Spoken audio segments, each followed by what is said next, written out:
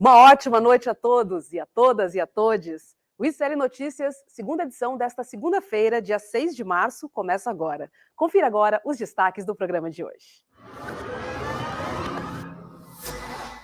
Nos últimos dias, vocês devem ter visto ataques distorcidos. Juscelino Filho fica. Lula aceita explicações e ministro das Comunicações se mantém no cargo. Muito obrigado.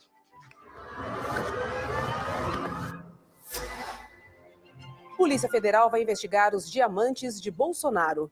A entrada ilegal dos presentes da ditadura saudita podem ser crime de contrabando. Essa fala uma coisa absurda. Eu teria que pagar 50%. Estes e outros assuntos com análise de César Calejon, Chico Sá, Guga Noblar e André Roncaglia. E os convidados especiais, a advogada Maíra Hecker e o delegado Alexandre Saraiva. Eu respeito o trabalho da imprensa.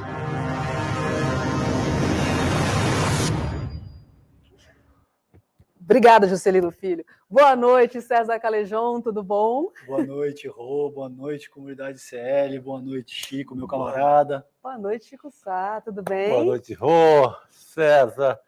Boa noite, imprensa. Eu também respeito o trabalho da imprensa. É isso aí. Muito bom. A comunidade agradece. César Calejon, foram 8 tentativas de botar os diamantes para dentro. Praticamente 8 pênaltis, 8 cobranças de pênaltis e nenhuma conclusão. Adorei a tua metáfora. Veja, hoje o destaque falta destaque, porque a gente teria que destacar as 8 iniciativas, então eu vou destacar só as 2 primeiras, que a meu ver já são estarrecedoras. Você tem um ministro de Estado que tenta entrar com o equivalente a 16 milhões e 500 mil reais em joias, simplesmente dizendo que não tem nada a declarar. Ele opta na alfândega pelo nada a declarar, sabendo que ele estava portando joias da ordem de 16 milhões e 500 mil reais. Isso é um ministro de Estado. Então veja a gravidade que isso por si só já implica. Em seguida, ele, na volta de um evento da Arábia Saudita, ele volta, depois de passar pela alfândega, ele volta para a área restrita e tenta novamente ingressar no país com essas joias, agora dando uma carteirada. Então, e assim sucessivamente foram 8 tentativas. A gente não vai ter tempo de fazer o escrutínio de todas, mas isso te dá conta do nível do que está em jogo aí, chefes de Estado envolvidos nessa questão e a gravidade, né? Em última análise, o desespero com o qual o bolsonarismo se articulou, tentando botar a mão nessas pedras. E, por fim, eu só ressalto a importância do funcionalismo público, a importância que os profissionais da Receita Federal têm no sentido de resistir a uma autoridade, sobretudo quando essa autoridade é comandada por um déspota como o Jair Bolsonaro, Chico. Total. Chico, aí tivemos a 8ª tentativa, né? Eu, como sou teimoso, vou escolher a 8. A 8 é aquela, ou vai ou racha. Agora eu vou pegar essas joias e não tem jeito. E a 8ª, ela assim, envolve todo o Estado, né? Porque o CID, aquele ajudante, aquele militar ajudante de ordem lá do gabinete do Bolsonaro em Brasília, despacha um avião. Olha o rapaz aí. Aparece bastante aqui no ICL, ele, né? Ela figurinha carimbada. Tem o seu charme, né? E esse cara manda o avião da FAB, ou seja, pago por todos nós. O militar é escalado para a missão. Ele vem e ele cola aqui no balcão da Receita Federal em Guarulhos e diz: só saio com as joias. Sabe, aquele cara que vai cumprir o recado e só sai com as joias. E começa lá, e fala, e vem, e vai, e também nada. Graças ao quê? Uma Receita Federal com estabilidade no emprego. Isso é muito importante. Funcionalismo público com estabilidade, porque não é qualquer coisinha que vai demitir. Não é qualquer sabe com quem está falando que vai demitir. Exato. Então, esse rapaz volta de mãos abanando para Brasília, não pega joias. Sabe que dia era esse, Roberto e César? 29 de dezembro do ano passado. Na boquinha para o homem fugir para a Flórida. o que mostra mais do que tudo que não havia interesse em acervo do Planalto. O cara queria pegar essas joias, sei lá, talvez fazer como fizeram com a taça Jules Rimet. Não sei se derrete diamante, eu não conheço o mercado, mas, bom, 29 de dezembro do ano passado. Última cartada, né? Enquanto a gente estava ali comprando o peru ali para alguma coisa para festejar, que foi uma bela de uma mudança de ano, os caras estavam com essa turmoia, então fico com a 8, com a saideira. Exatamente. Eita, nós. Tem muito assunto hoje. Deixa eu chamar para cá Guga Noblar e delegado Saraiva. Boa noite para vocês. Boa noite, Guga. Boa noite, delegado Saraiva. Tudo bem por aí? Boa noite, Roberta, boa noite. Chico, Calejão. Boa noite, Guga. Boa noite. Sempre bom estar aqui com vocês. Hoje tem muito assunto, né? Tem bastante coisa. E como nós estávamos falando... Pode falar, delegado. A família dos equinos está em alta no programa de hoje. Temos uma mula e um cavalo. Pois é. Pô, dá para fazer uma vaquejada, viu, delegado? Rei do gado. Pois é. E como a gente está comentando aqui, foram 8 tentativas. 8 tentativas de botar as joias para dentro do Brasil, para importar essas joias. E a sexta delas foi um ofício enviado pelo então chefe da Receita Federal, que mesmo sem conseguir resgatar as joias, ganhou um cargo na Receita Federal em Paris, na França. Júlio César Vieira Gomes foi nomeado adido na capital francesa em 30 de dezembro. Delegado Saraiva, como o Chico falou, tudo aconteceu muito rapidamente, né? 29 de dezembro, 30 de dezembro e 31 já estava todo mundo pensando no ano seguinte. Quer dizer, que momento, né? Foi a saideira mesmo do governo. Sim, e 2 pontos que eu destacaria logo de saída. Primeiro é que não é a primeira vez que um ministro tenta liberar mercadoria ilegal. Isso aí é um modo de atuação, foi um modo de atuação do seu governo. O Salles fez a mesma coisa. Foi justamente isso, o uso da força do Estado para tentar burlar a lei. A lei vale para todos, menos para aquela elite, para aquela oligarquia que tomou posse ali do governo. Isso é um ponto. O segundo ponto, eu até conversando com um amigo tempo atrás sobre essa questão do cavalo, e ele falou que já apreendeu cocaína dentro de um cavalo. Então, isso de ocultar mercadorias ilegais, produto de crime, dentro de Estado, isso aí é típico de bandido, é típico de organização criminosa. O tempo todo no aeroporto isso acontece. E parabéns para a Receita Federal, fez um trabalho excepcional. E eu imagino a pressão que esses servidores devem ter sofrido na pele. Felizmente, né, mudou o governo. Pois é. Guga Noblar, que pressão, né?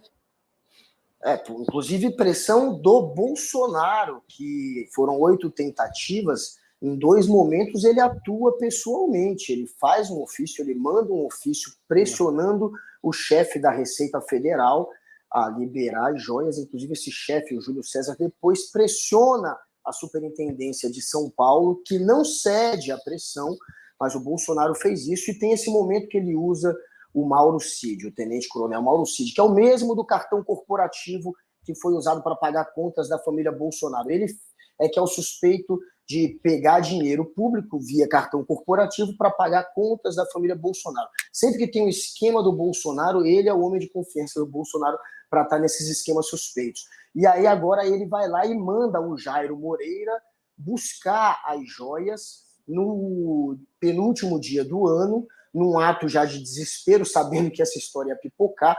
E quando ele vai pegar as joias, o Jairo ainda diz que aquilo não poderia, que era do governo atual, e não poderia ficar para o próximo governo. Foi esse o argumento, o que mancha por completo a desculpa do Bolsonaro de que estava pegando aquilo para o acervo da presidência.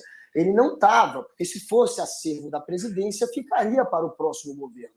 O próprio Jairo, mandado por ele nesse último momento, deixa claro que estava pegando, porque não poderia deixar para o próximo governo, o que é mais um indício de que ele estava tentando surrupiar mesmo essas joias, não passá-las pela alfândega. E a gente tem que entender o motivo também dos árabes darem um suposto, entre aspas, presente, por enquanto é um presente, pode ser que vire um suborno, não sabemos até onde vai essa história, mas esse presente milionário, porque até para as vias diplomáticas você não costuma dar um presente tão caro assim.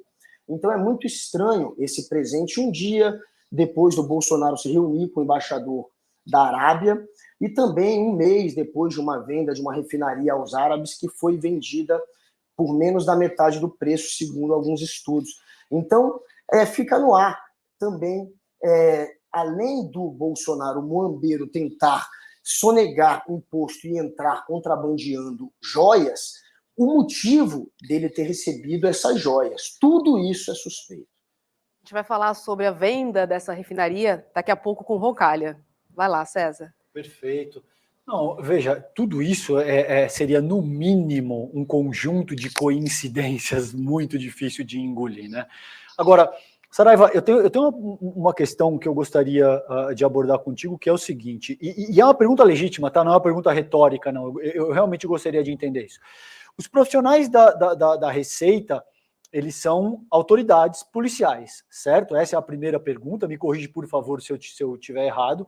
E uma vez que um ministro de Estado diz que não tem nada a declarar e está portando 16 milhões de reais em joias, e ele é pego em seguida, depois de dizer que ele não tinha nada a declarar, a pergunta aqui é, isso já não caracteriza um crime, que ele poderia ter sido acionado naquela hora ali? Porque se você é um cidadão comum, e você para na alfândega, e você diz que não tem nada a declarar, e em seguida você é pego com algo que vale 16 milhões de reais, você vai ter algum problema, não vai, delegado? Primeiro, eles não são policiais, são atividades diferentes, mas que são paralelas. Fizeram a parte deles, na fiscalização, autuaram. Agora, numa hipótese que não é essa, digamos que poderia se caracterizar, sim, uma prisão em flagrante. Não sei se naquele caso concreto, porque só quem estava ali na hora sabe as circunstâncias exatas, feitas todas essas ressalvas, a depender do entendimento, porque a prisão em flagrante eles poderiam ter feito. Se fosse o caso, acredito que se fosse, teriam feito. Então, não pode restar dúvida, e ali pode ter surgido alguma dúvida sobre a legitimidade daquilo. Por exemplo, poderia ser um presente mesmo, e poderiam estar aguardando uma confirmação do governo da Arábia Saudita. Então, isso tira assim, vira a proteção das autoridades públicas. Ela, por mais que coragem que tenha o servidor, ele sempre fica em algum grau inibido porque ele não tem como, ele fica num beco sem saída. Eu acho que ali eles fizeram o máximo possível dentro das circunstâncias que se apresentaram para eles. E esse fato... Agora, por que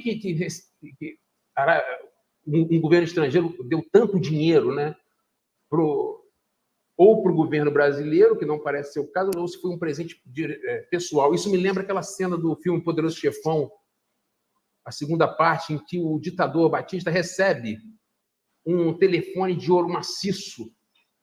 E no filme fica claro que se trata de suborno, né? Porque não existe almoço grátis. Estamos falando de 16 milhões de reais escondidos dentro de uma estátua, de um cavalo.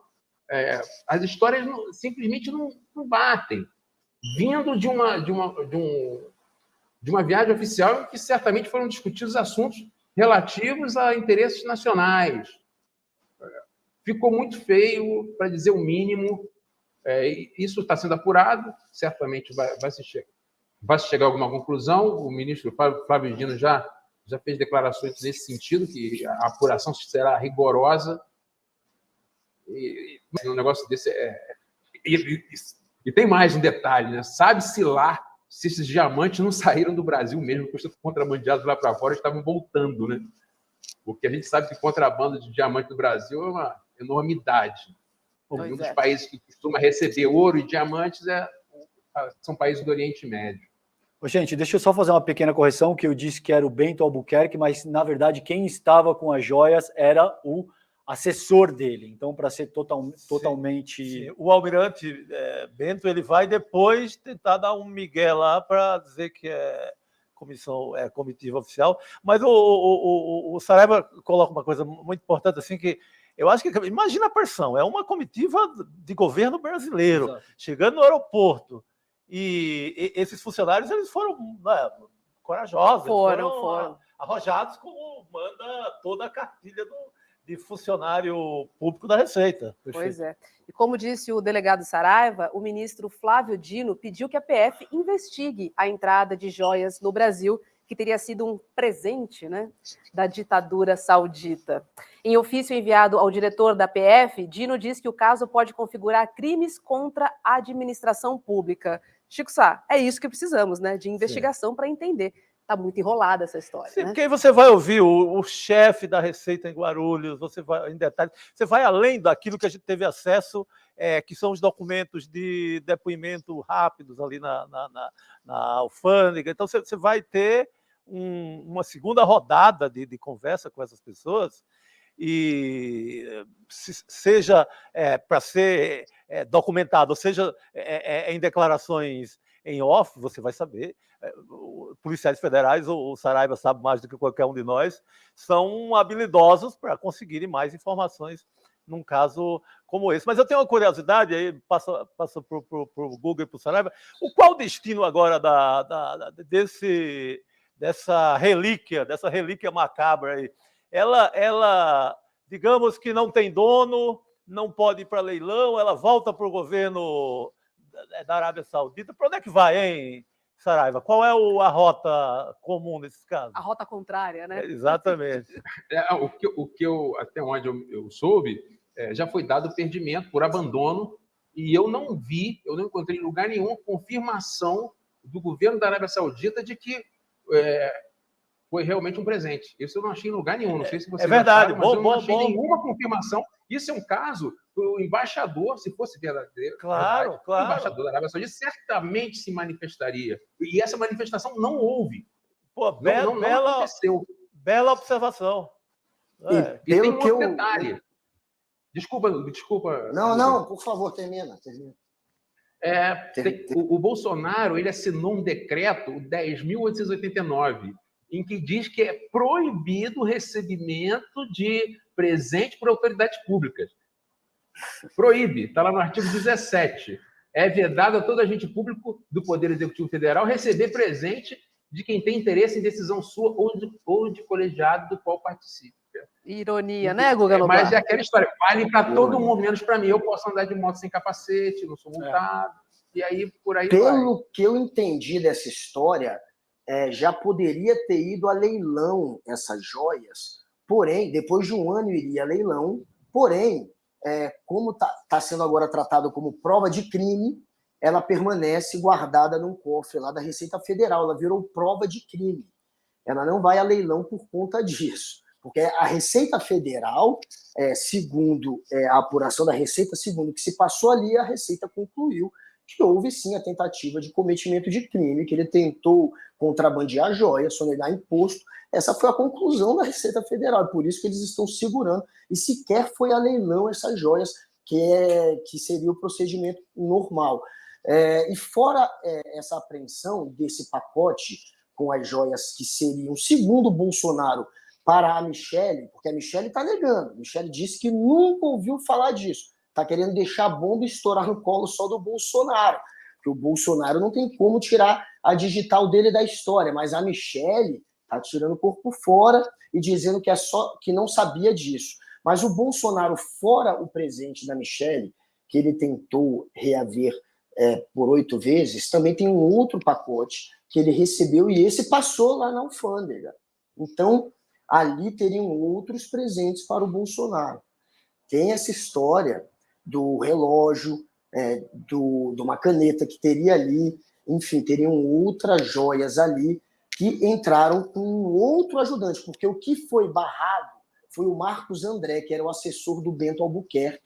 Esse foi barrado, depois o Bento volta, tenta dar carteirada e não consegue. Mas teve um outro que passou, mesmo com um ficando, um outro passou. O Bento Albuquerque fez vista grossa para o outro, deixou passar. Sim. Teve um outro que passou e ninguém sabe quem é esse que levou o outro pacote, que teriam esses presentes, que depois o Bolsonaro e o Bento Albuquerque já disse ao Estadão que teria esse segundo pacote, e também tem um ofício deles tentando repassar isso 13 meses depois de receber esse pacote, eles teriam tentado incorporar isso ao patrimônio da presidência, o que indica talvez um álibi, uma maneira de tentar fugir dessa história que eles sabiam que ia estourar, e não se sabe onde está esse presente. Apesar deles terem dito que tinham recebido e que iam incorporar ao acervo, ninguém sabe onde está esse segundo pacote. Está sumido.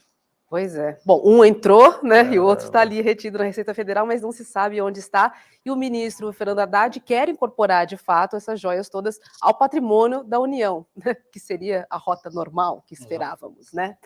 E hoje cedo, no ICL Notícias, primeira edição, o auditor fiscal, o auditor da Receita, Mauro Silva, explicou qual seria o caminho legal da entrada dessas joias ao Brasil. Vamos dar uma olhada.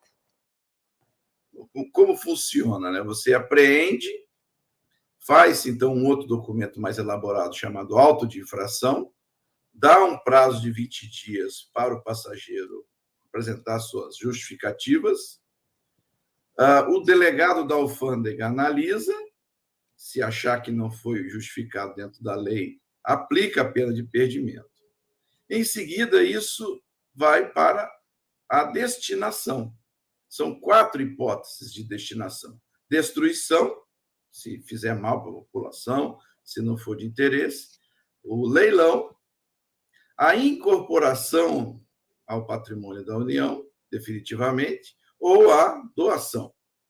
Ou seja, era só deixar o processo naturalmente correr, dado o perdimento, vinha um ofício do Palácio do Planalto, um ofício mesmo, dizendo, olha, por favor, em virtude da lei tal, faça a destinação para o patrimônio do Palácio do Planalto.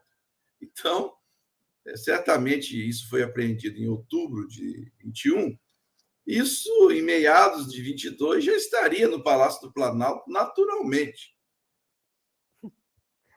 Naturalmente teria um caminho legal, né? Mais didático do que isso, né? Eu acho que o que esse senhor fez foi desenhar efetivamente qual seria o trâmite a ser percorrido caso não existisse nada de suspeito nessa iniciativa. Agora, sabe o que me chama a atenção também, gente? Não sei se talvez seja um preciosismo ou ingenuidade minha, mas por que existe uma foto do cavalo sendo entregue no que caracteriza efetivamente um ato de solenidade e não existe algo análogo para a entrega dos colares e das outras joias? Se efetivamente se trata de uma honraria de Estado, de algo que celebra um determinado tipo de solenidade. Acho que essa é uma questão pertinente também. Mas você tem só o cavalo lá, você não tem a joia sendo fotografada lá, você não sabe. Tanto que eu acho que o Haddad não vai ter dificuldade, se ele quer incorporar, como falou o Saraiva. Você sabe se a origem foi lá o governo da Arábia Saudita mesmo? Exato. Quem sabe?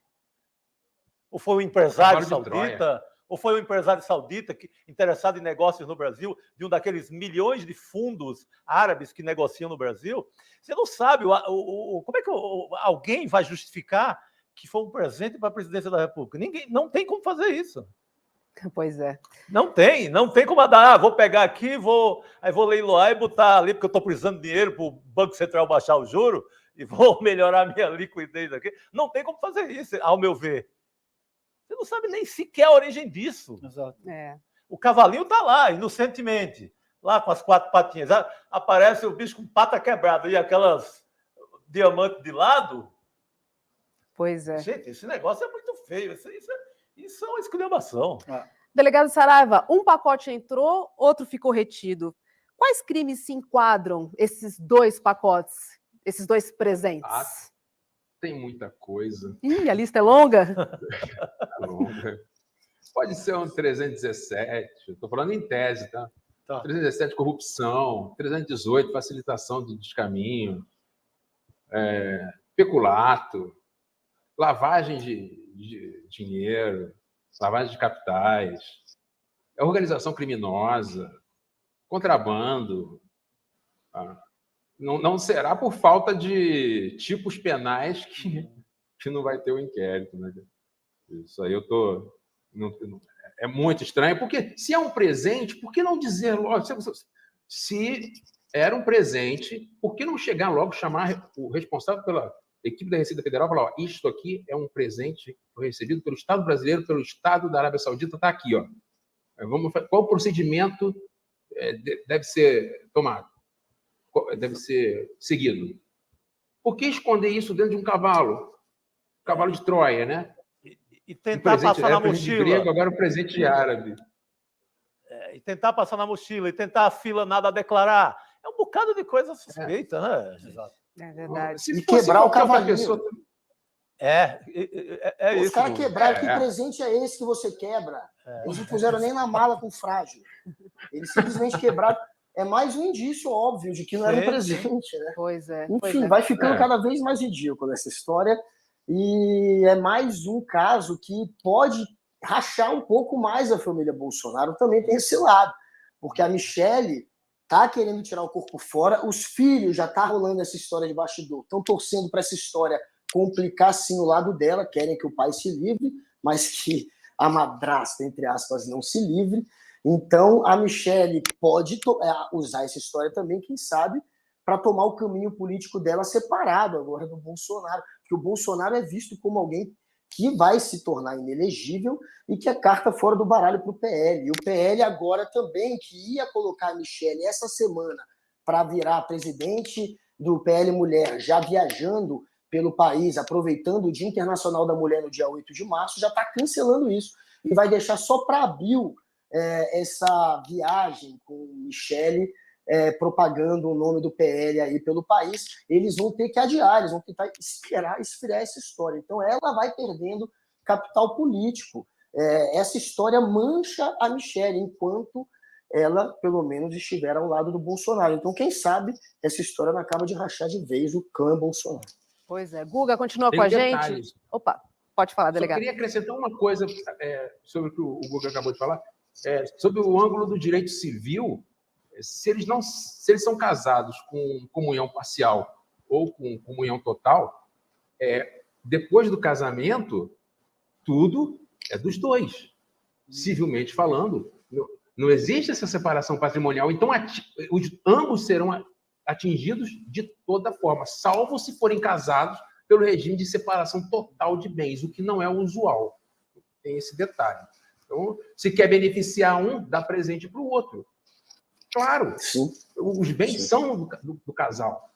É a famosa comunhão total de bens, né, delegado Saraiva? Exatamente. Obrigada, viu? Obrigada por trazer essas informações. Obrigada por passar a listinha Saraiva, de crimes para a gente também, Obrigado, para que a gente pessoal. entenda Boa noite, querido. um pouco mais essa história toda. Boa noite, Chico. Boa noite, boa noite. Valeu, pessoal. valeu. Guga, você Tchau. continua com a gente porque acabou agora há pouco a reunião do ministro das Comunicações, Juscelino Filho, com o presidente Jair Bolsonaro. E é o seguinte, Juscelino Filho fica. Parece que ele convenceu o presidente Lula, né? Ele apresentou alguns argumentos aí, porque até agora a demissão não se fala. Não caiu do cavalo, Juscelino Filho continua no governo. Mas a gente não sabe até quando, porque de fato ele se enfraqueceu muito. Porém, eu nem acho que foi muito o Juscelino que convenceu o Lula.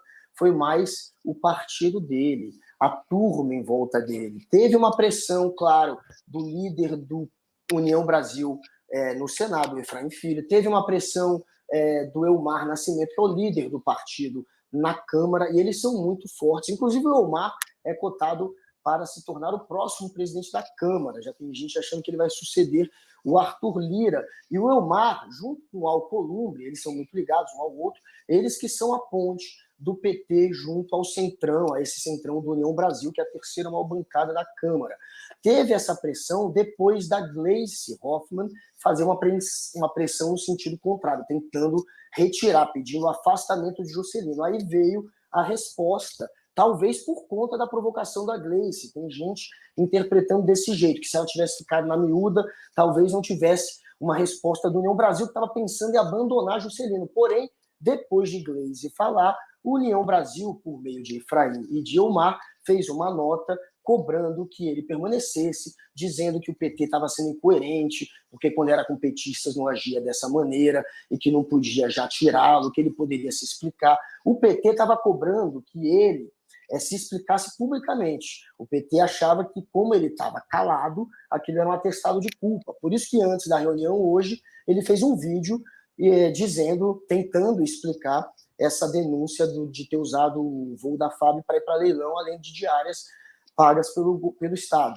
E aí ele fez esse vídeo já para tentar agradar o PT antes da reunião, para tentar agradar o Lula, para o PT ter uma justificativa para mantê-lo no governo. E ele explica que por um motivo de ser uma questão automatizada lá do Ministério, é que pagaram as diárias dele de maneira automatizada, mas assim que ele soube que aquilo era automático, ele foi lá e pagou as diárias do bolso dele, e que ele já teria feito isso em outra situação. Mês passado teve uma viagem que também pagaram as diárias dele, e que logo depois ele foi lá e pagou do bolso dele. Ele usou esse exemplo para dizer que aconteceu de novo, e que, de novo, pagou do bolso dele, que foi vítima do sistema ser automatizado, e explicou que a viagem não foi só para leilão, que ele fez encontros que eram agendas de governo, tentou, portanto, explicar. A gente sabe que são explicações frágeis e que o que convenceu o Lula, claro, foi a pressão do União Brasil, o medo de ter esse partido que já está traindo o governo, traindo de vez a partir de agora. Foi chantageado, em certo grau, é uma chantagem do Centrão. Ou dá ou desce, ou fica com a gente assim, ou a gente sai fora. E o governo, por não ter ainda também um batom na cueca irrefutável, mas tem vários indícios que dá para afastar o ministro, mas por não ter ainda, vai mantê-lo, veremos até quando. Antes da reunião com o Lula, o Juscelino postou, gravou um vídeo com essas desculpas esfarrapadas, dizendo que foi culpa do sistema automático que calculou as diárias do final de semana. E depois da reunião com o Lula, ele soltou um tweet. Vamos dar uma lida aqui, ó. Bota aqui na tela o tweet. Olha lá, saí há pouco do Palácio do Planalto, onde tive uma reunião muito positiva com o presidente Lula. Na ocasião, esclareci as acusações infundadas feitas contra mim e detalhei alguns dos vários projetos e ações do Ministério das Comunicações. Temos muito trabalho pela frente. E aí, Calejão, jogou ali a bola para frente, convenceu? no otimismo e tal. Não, eu acho que não tem... O Lula falou de comissão de ética, tudo bem, vão lá, vão dar uma olhada também. Mas isso é o que o Guga falou, é o jogo de voto no Congresso. E olha que não tivemos nem a primeira votação ainda, não, diga aquela votação de teste de alguma coisa, por exemplo, do Haddad, do pacote econômico, assim, que seja espinha dorsal do governo. Não tivemos nada disso ainda. Mas o jogo é esse que o Guga nos esclareceu, é força política, sabe? Você lembra que o Arthur Lira, ontem, falou que o governo não tinha ainda na Câmara força para aprovar nada. Isso é uma declaração que acaba ajudando também o União Brasil e ajudando o Juscelino de véspera. É só isso. Aí, claro que fica bonito, vamos mandar para a comissão de ética, vamos analisar. Essa comissão de ética não banca sozinha, é para demitir ou para não demitir. Vai fazer a leitura política e vai dizer demite ou não demite. A velha real política. O jogo é esse.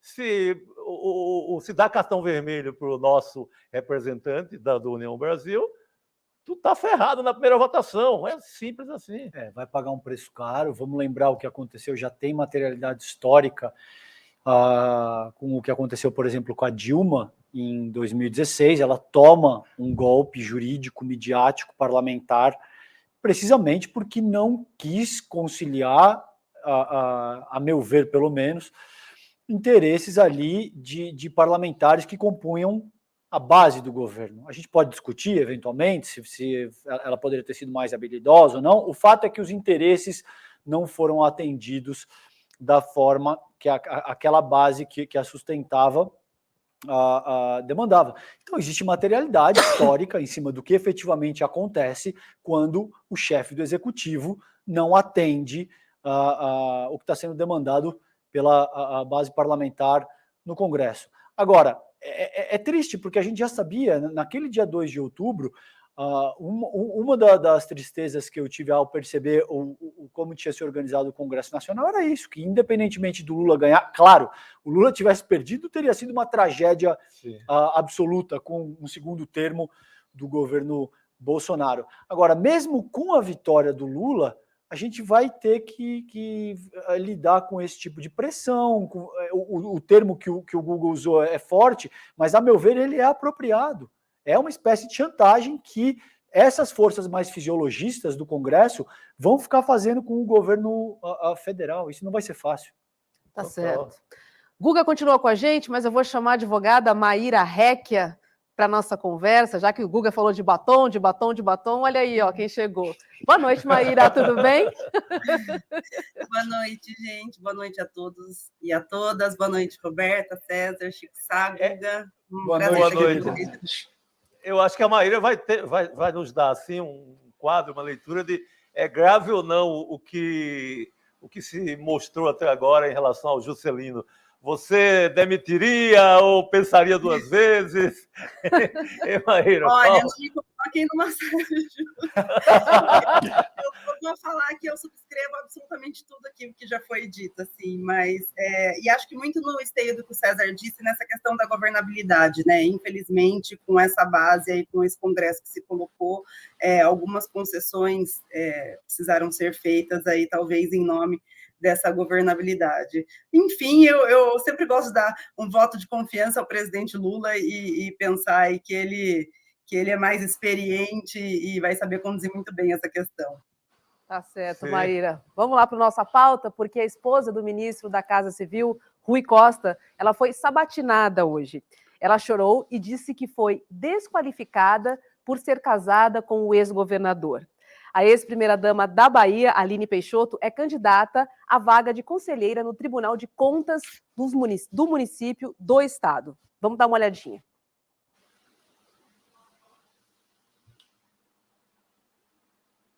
Da Assembleia Legislativa, como postulante ao cargo de conselheira do Tribunal de Contas, que passei a ser alvo sistemático de um ataque, de uma série de ataques.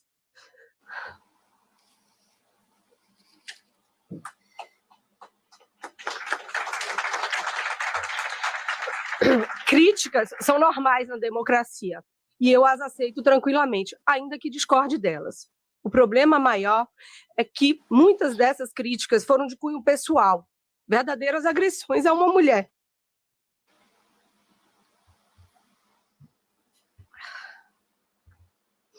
Tentando me desqualificar apenas por eu ser casada com o ex-governador da Bahia e atual ministro da Casa Civil, Rui Costa. Toda a minha trajetória de vida, toda a minha experiência como gestora pública, todo o trabalho social que desenvolvo há décadas, foi desconstruído. Tentaram apagar a minha história. Doutora Maíra, foram quase 2 horas de sabatina, né?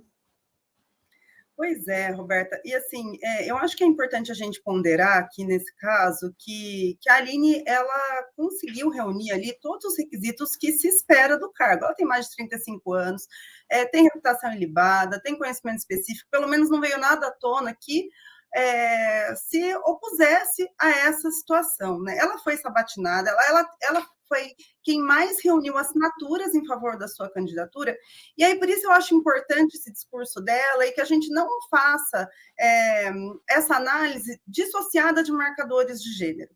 Primeiro porque tem dados aqui que já demonstram, né, e de conhecimento público, eu acredito até que já tenha saído em alguns portais, que 30% dos cargos que são de conselheiros do Tribunal de Contas acabam sendo formados por familiares ou correligionários de políticos. Então, por que a gente está aqui, por que causa tanta comoção, eu acho, que no país, quando é uma mulher que já tem uma trajetória, né, e por isso que eu quero fazer esse marcador específico de gênero, que já tem uma trajetória, a princípio, pelo que vem sendo veiculado, de políticas públicas, né, no âmbito público, e ela acaba sendo tão reduzida assim a ser esposa agora do ministro, mas ex-governador, enfim, em parlamentar, etc.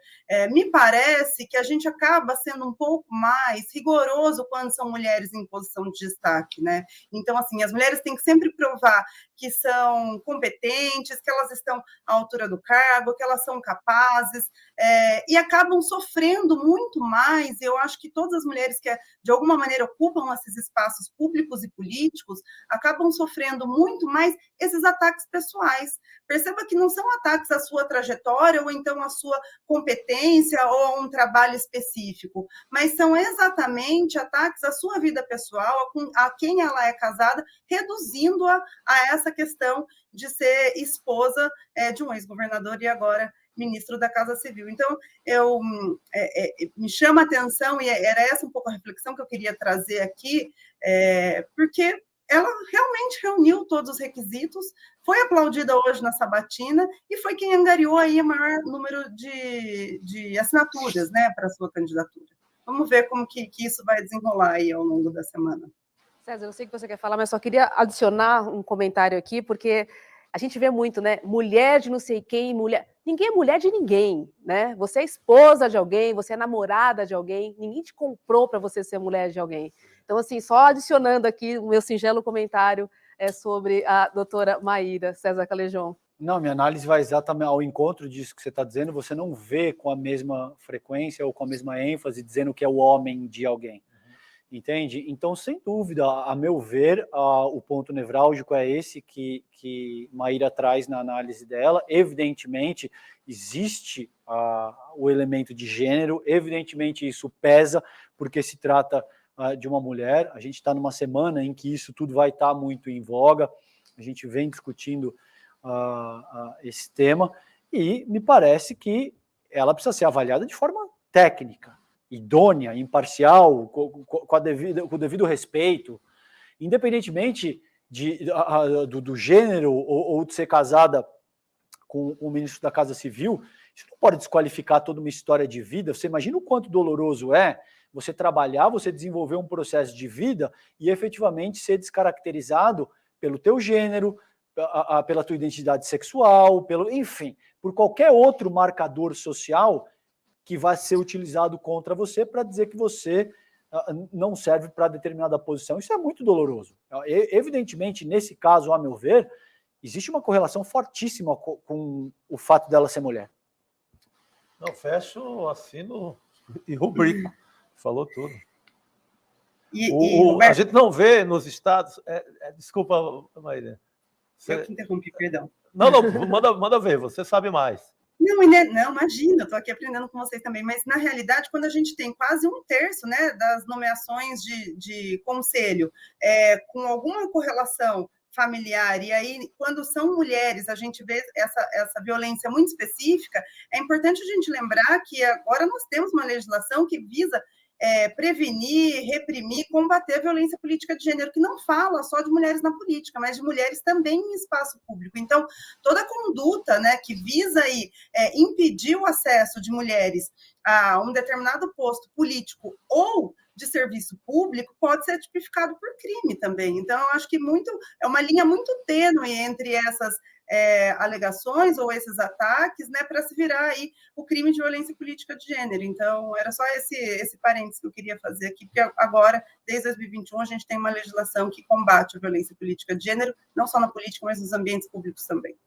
Queria falar dos crimes do Bolsonaro, mas queria ouvir também o Guga um pouquinho, porque ele balançou a cabeça ali, estava concordando, enfim. Eu acho que as mulheres, sem dúvida nenhuma, elas passam por um escrutínio que é incomparável com a dos homens.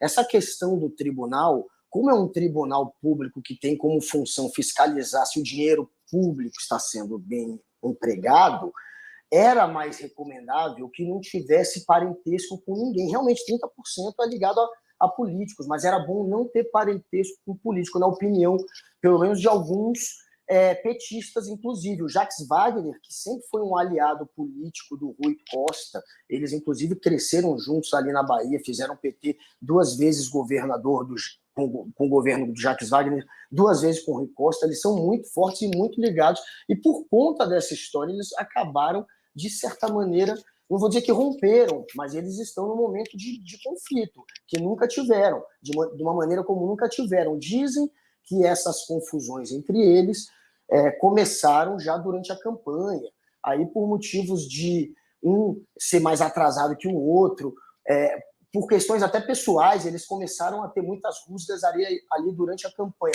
mas agora foi transferida para essa questão da escolha desse nome para o tribunal, e o Jacques Wagner, inclusive, tem dito que ela pode ser derrotada. Eles tinham outros arranjos políticos para colocar ali, que acabaram sendo atropelados com a indicação dela, e tem essa questão do parentesco com o político que acaba sendo usado contra aquele político de alguma maneira. E, enfim, por conta desse parentesco e de outros arranjos políticos que ele queria colocar outras pessoas no cargo, provocou essa briga inédita entre Rui Costa e Jacques Wagner. Maíra, aí eu acho que eu gostaria de aproveitar a tua presença. Eu fiz uma publicação hoje, considerando aí esse episódio das joias, que, né, ainda tudo está sendo averiguado, a gente não sabe se efetivamente tem um aspecto. Está aí a publicação na qual eu digo que crime de epidemia, o artigo 267, crime de genocídio, artigo 1º da lei de número 2889 de 1956, crime contra a democracia, artigo 378, rachadinha, propina de diamantes, crime de lesa pátria, artigo 9. O que mais seria preciso para o Bolsonaro efetivamente ser preso? O que seria preciso, pelo menos, para a gente ter alguma movimentação mais incisiva nessa direção? Porque a gente sabe que prisão efetiva só depois trânsito em julgado e tudo isso, né? Ninguém está propondo aqui que efetivamente o país seja conduzido à revelia da lei, mas como é que você avalia isso, Maíra? Te parece que essa questão das joias agrava a condição do Bolsonaro? A gente pode ter... Acho que a pergunta que as pessoas que nos assistem nesse momento querem entender ele efetivamente vai ter que responder por um processo de persecução criminal ou isso deve acabar em pizza? Não, se esse país for minimamente sério, César, ele tem que responder a inúmeros processos criminais, para além do que ele já responde na justiça eleitoral, né? Porque Bolsonaro entrou para a história do Brasil falo sem medo de errar, como o presidente mais corrupto dessa nação. Assim, ele que se elegeu lá atrás com a propaganda, né, de combate à corrupção, foi quem mais praticou crime. Eu até comentei esse post hoje, dizendo que, olha, a gente vai ter que, se for falar dos crimes de Bolsonaro, para além do abuso de poder político, econômico, uso indevido dos veículos de comunicação social, que ele já está respondendo na justiça eleitoral, a gente vai gabaritar, que eu acho que até vi uma publicação nesse sentido, e aqui estou copiando a menção, mas gabaritar o Código Penal, assim. Ele praticou, muito provavelmente aqui, eu digo que nós, operadores sérios do direito, não igual o Sérgio Moro, que é um analfabeto político, jurídico, a gente gosta do devido processo legal, a gente gosta que ele tenha direito à defesa, mas, assim, eu digo que há fortes indícios de autoria e de materialidade para uma lista que eu fiz aqui de crimes de Bolsonaro que dizem respeito à corrupção, descaminho, contrabando, peculato, atentado ao Estado Democrático de Direito, golpe de Estado, rachadinha, propina, dano qualificado ao patrimônio público, charlatanismo. Quem não lembra dos kits Covid que ele quis vender aí, quis vender não, mas que ele quis empenhar ao longo da pandemia, genocídio, misoginia, homofobia, disseminação de fake news, associação criminosa, né? Então, assim, eu acho que se esse país for um país minimamente sério, ele precisa responder de maneira adequada com relação a todas essas suas condutas, né? Não dá para passar pano para Bolsonaro, basta ele ter coragem suficiente de entrar no país, né? Que acho que um pouquinho de coragem falta a esse senhor. E olha só, chegou uma notícia aqui, só para voltar aqui às joias, porque é o assunto quente do momento, que a Michelle Bolsonaro vai acionar um advogado e defende a devolução de joias para a Arábia Saudita. A ex-primeira-dama alega que só soube do caso através da imprensa. Guga. Então, isso. Eu pergunto, então ela assume que era para ela, porque isso tem um bocado de implicação. A doutora Maíra vai explicar melhor, mas eu vou chegar para um advogado, vou assumir, era um presente que veio para mim mesmo, para mim mesma, Então eu vou lavrar aqui um ofício devolvendo e você vai encaminhar isso. Então, ela vai assumir que era para ela. Assim, eu queria entender, junto com a doutora, o roteiro dessa conversa com o advogado e o que é que isso pode virar na justiça. Que peça é essa? Que eu devolvo um presente, então ela assume que é dela. Como funciona isso? Pois é. Para quem não sabia, né? Para quem até ontem dizia que não sabia, né? Que acho que ela falou, quer dizer que eu tinha tudo isso e nem sabia, e agora ela entra com essa alegação de que vai fazer a devolução. Primeiro, eles precisam explicar como que tentaram fazer com que essas joias entrassem no país por 8 vezes, né? Utilizando aí do poder de autoridade de algumas pessoas para pressionar os servidores da Receita Federal, que eu acho que foi aqui muito bem dito, eu estava assistindo o programa antes, o quão importante é nós termos servidores públicos estáveis, né? Que não estão aí sujeitos aos desmandos dos inquilinos de poder. Então, assim, acho que antes de pleitear a devolução dessas joias, ela precisa explicar, né? A família Bolsonaro, como um todo, precisa explicar essas 8 tentativas. E mais do que isso, em que moldes que se deu esse presente, né? Porque há relatos de que foi mais ou menos ali na época em que tinha uma parte da Petrobras sendo vendida, enfim, negociada, eu não acompanho muito bem, mas existem alguns relatos nesse sentido, acho que inclusive de um ministro do governo Lula que falou que isso seria investigado. Então, acho que é uma sucessão de explicações que a família Bolsonaro precisa dar a esse país, né, Michele, que não sabia sequer dos cheques, né, dos 23 mil ali de Queiroz, agora ficar não sabe aí, de nada. Não sabe de nada, então quer dizer... Pois é, né, Guga? Seria para limpar a barra dela? É interessante a maneira como ela está tentando limpar a barra dela, porque acaba sujando mais a barra do marido dela, que dessa maneira realmente fica só no colo do Bolsonaro a história, e nem era, segundo a mulher dele, presente para ela, era para ele próprio, portanto, já que quem tentou reaver foi ele, já que a digital dele está na história, é para ele só, e ele mais uma vez estaria usando a Michele para ser testa de ferro, como laranja dessa história, como dizem que ela foi usada na história do cheque, que o Queiroz estaria dando um dinheiro para o Bolsonaro, mas colocando na conta dela. Dessa vez ele está ali, portanto, segundo ela própria, ele está utilizando o nome dela de maneira indevida. Ela está complicando mais ainda a barra do Bolsonaro. E eu fico curioso para saber quantos triplex a gente compra com essas joias. Dá para comprar muito triplex. Essa história ela é grande, não é por acaso que deram isso para o Bolsonaro, não é por acaso que ele quebrou 3 patas do que seria um presente, que é o cavalo, para colocar dentro, para caber dentro de uma mochila que ele tentou passar na área de nada a declarar para enganar a Receita Federal. Nada disso é à toa e nada disso tem cara de presente. É cheirinho total de suborno no ar. Por enquanto são suspeitas, claro, mas suspeitas que precisam ser investigadas, porque a história do Bolsonaro, a explicação dele, ninguém compra. Inclusive, os aliados do Bolsonaro estão muito incomodados com as explicações que ele tem dado. Eles sabem que não tem, que o certo, obviamente, era ter trazido para o Brasil via embaixada, numa mala diplomática, de uma maneira que virasse patrimônio do Estado. Está muito na cara de qualquer político entendeu o que o Bolsonaro tentou fazer. Então, ele politicamente também está se desgastando muito. E a Michele está jogando ele ainda mais na fogueira, tentando se separar da história, dizendo que só está sendo, portanto, usada por ele. É uma maneira dela se livrar e deixar a bomba estourar no colo daquele que provavelmente é o maior culpado, que é o Bolsonaro. É a batata quente, né? Que está rolando por aí. E tem relatos de que Bolsonaro quebrou recordes, 3 vezes mais foi para a Arábia Saudita nesse período todo. Então, assim, ele ainda tem várias coisas que eu acho que vão aparecer nesse caso. Viu? Tá certo.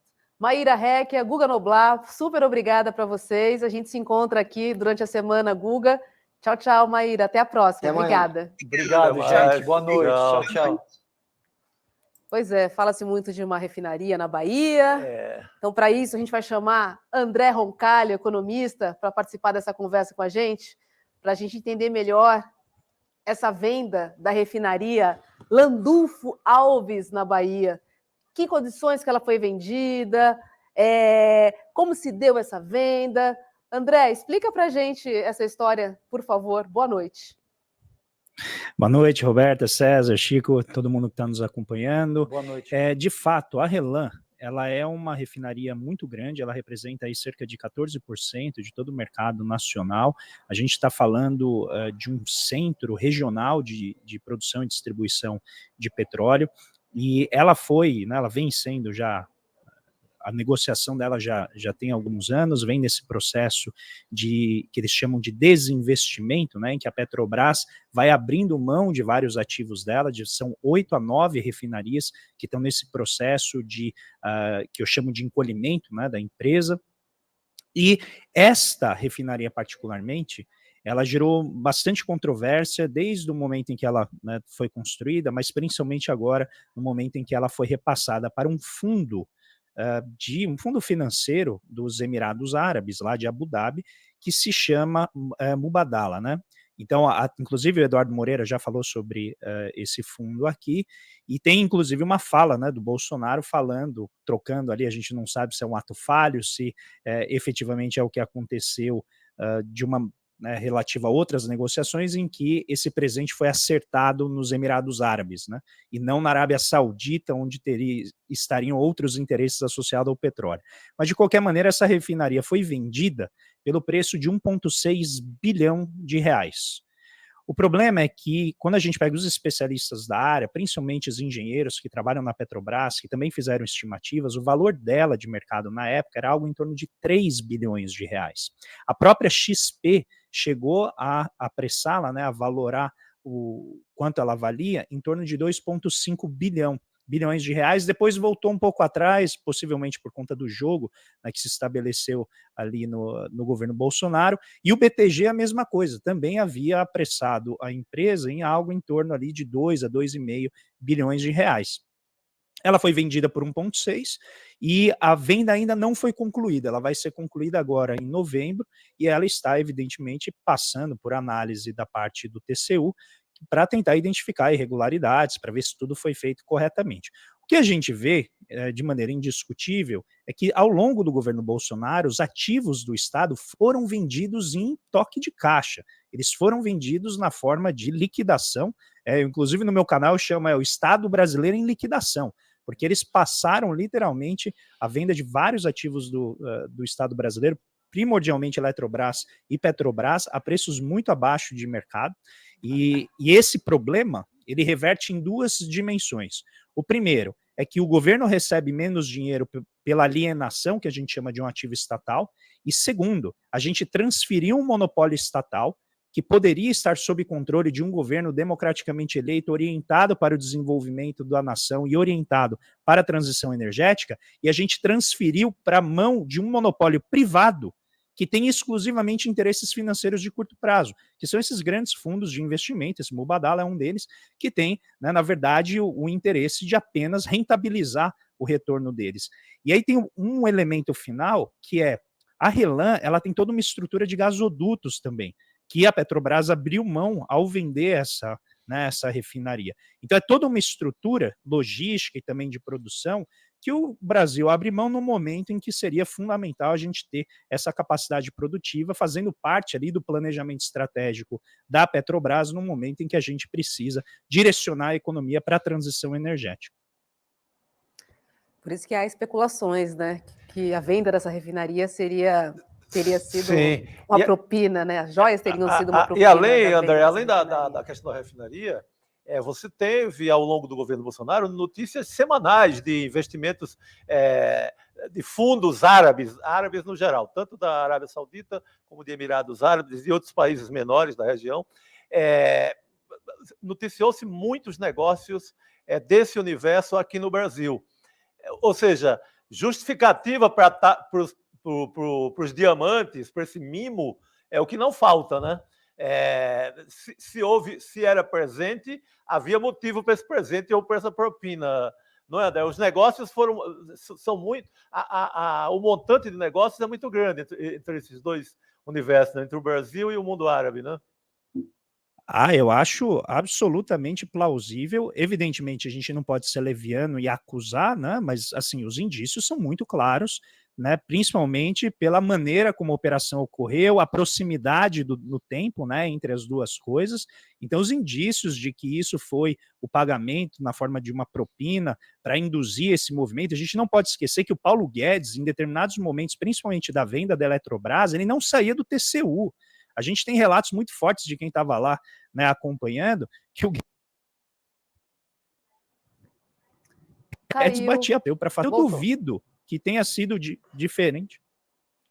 Voltou, A Roncalha. gente teve uma pequena intermitência, André. Voltou. Agora já voltou, estamos te ouvindo. Tá. E vocês escutaram até que parte, só para eu...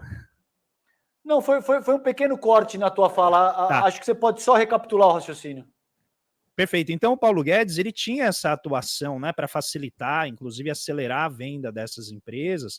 E aí tem um ponto que é crucial aqui, que a lei que permite ao governo federal abrir mão de empresas estatais sem passar pelo Congresso Nacional, permite que ele o faça apenas nas subsidiárias.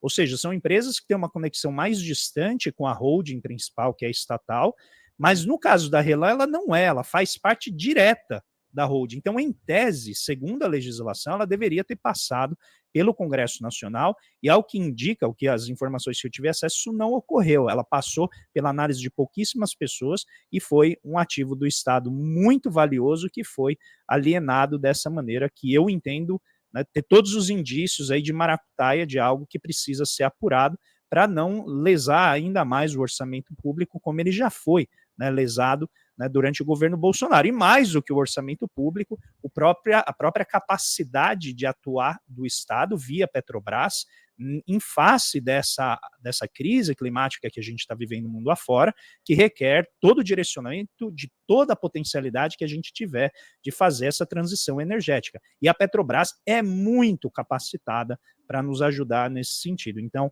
realmente, há aqui, né, Chico, todos os indícios que precisam ser apurados de que, né, o Estado foi profundamente lesado, sim, nessa operação. E aqui, de novo, Muito aquele bom. quebra-cabeça, né? As pecinhas começam a aparecer, a gente começa a montar algumas peças, algumas encaixam, outras não. Sim. Mas, enfim, a cada dia, a cada nova revelação, a gente vai entendendo melhor esse itinerário, esse roteiro todo, né, César? E, Roberto, isso é interessante porque o valor que eles receberam dá cerca de 1% o valor da refinaria. Então, assim, tem toda a cara de propina mesmo, né? E veja, eu ia ressaltar só um pequeno parênteses antes da Rô introduzir a próxima notícia, que veja, sobre o prisma econômico, toda vez em que você compra algo que você é capaz de adquirir pela metade do valor, isso se aplica, por exemplo, para a carteira de crédito do BB, que foi passada por 1/10 do valor para o BTG, você tem esse caso, por exemplo, da refinaria que foi vendida pela metade do preço. É óbvio que alguma coisa não fecha nessa equação, porque senão você não estaria comprando ou vendendo um ativo pela metade, por 1/10 do valor do que ele de fato vale. O cara disse E agora, aqui tem um valor, César, desculpa, Roberta, te interromper, é bem rapidinho, tem um valor aqui importante que na cabeça dos liberais, na cabeça da Faria Lima, parece fazer sentido, que é o seguinte: eu vendi, então, essa refinaria por 1,6 bi, mas a expectativa é de que a empresa invista 9 bilhões. Então, a gente troca algo certo, que é o ativo do Estado, que está ali disponível para investir, para produzir, por uma promessa de um fundo de investimento estrangeiro que não tem absolutamente nenhum compromisso com a nossa economia, a não ser rentabilizar o dinheiro que eles aplicaram aqui. E isso se aplica em várias outras dimensões para vários outros setores. Então, olha que interessante, eu troco um valor que é um ativo do Estado na promessa de outros investimentos, e 2, nessa premissa, que já se mostrou falsa em várias dimensões ao longo da história, né, do Ocidente particularmente, de que o Estado é necessariamente um pior gestor do que o setor privado. Ou seja, existe uma romantização de que o setor privado é necessariamente mais eficiente. Eles chegam a dizer, por definição, eu não sei definição de quem, mas eles dizem, por definição, o setor privado é mais eficiente. E a gente não vê isso acontecendo por um motivo muito simples. A eficiência, ela não se mede apenas na forma de rentabilidade econômica. mas ela se mede também na capacidade da empresa de atender aos interesses de todos os grupos sociais que estão ligados a ela. Então, nesse caso, sendo uma empresa estatal, tratando de um setor estratégico que é a energia, a eficiência da Petrobras não pode se dar apenas no acúmulo de lucros para os seus acionistas, mas também na maneira como ela ajuda a nação a se desenvolver, em particular em face, né, da ameaça da crise climática que já está aí, né, dando todos os seus sinais. E acabou de chegar uma notícia aqui quentíssima, que é a seguinte, ó, a Controladoria Geral da União derruba o sigilo de visitas de filhos de Bolsonaro ao Planalto. De acordo com a auditoria feita pela pasta, informações sobre os filhos de Bolsonaro devem ser divulgadas em até 10 dias pelo GSI. E as pecinhas vão aparecendo, né? Mais um pacote, assim como soubemos da frequência dos pastores que fizeram aqueles rolos lá no MEC, no Ministério da Educação, soubemos agora quantas vezes foram lá, agora saberemos quantas vezes o Carluxo despachou por lá e etc. É mais um sigilo importante que cai. Olha, algo é certo, não faltarão pautas, entende? Porque, de fato, a família Bolsonaro está muito enrolada. Tem muita coisa e esse é um outro passo nessa direção. Vem muita coisa aí pela frente. Pois é. Vamos dar uma olhadinha, então, no fechamento do mercado financeiro, aproveitar o Roncalho aqui com a gente.